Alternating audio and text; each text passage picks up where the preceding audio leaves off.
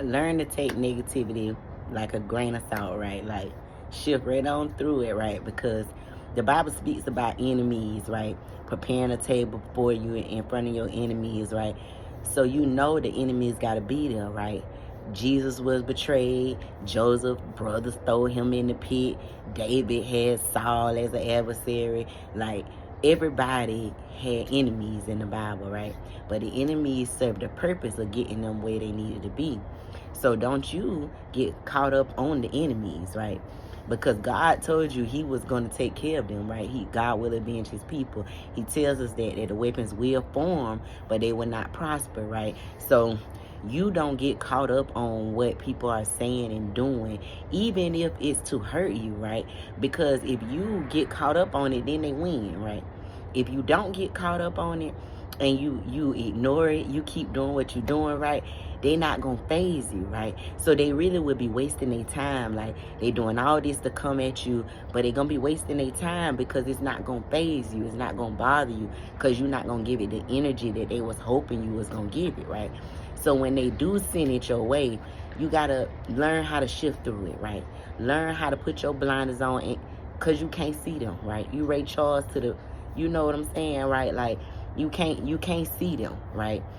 You can't get distracted. You got tunnel vision, right? You got to keep your eyes stayed on God, right? Keep focusing on what God has for you and allow him to keep pouring them visions in you, right? When the enemy is coming at you, the whole purpose of the enemy, the whole purpose of your adversaries is to get you off track, right?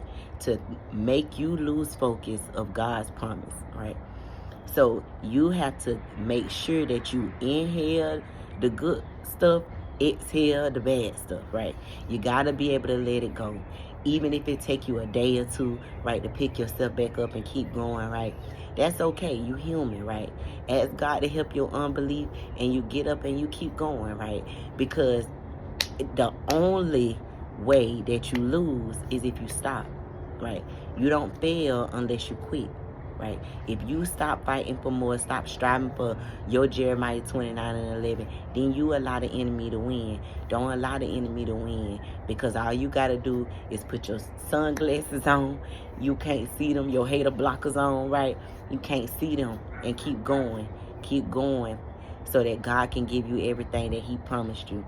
Let them hate, right? Let them talk. Let them do what they gonna do. Let them congregate together. All that little misery in one group, right? And wish them well. Still pray for them. Still be kind to them.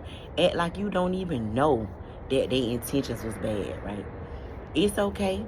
Your intentions was bad, but God just moved me on out the way, right? I ain't even gotta comment on it. I ain't even gotta conversate about it. You know, they know what their intentions was, and God reveals intentions to you. When God reveals people, you just move around, right? When he show you who they is, you just move around. You leave people where they at, right? Don't take that with you.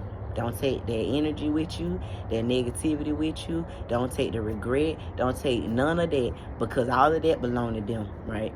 Because they messed up with a good person. They get to lose out on being a part of your life. They don't get to go into the promised land with you. That's their loss. Leave it with them, right? Don't take that loss with you, because it ain't yours to take. I love y'all.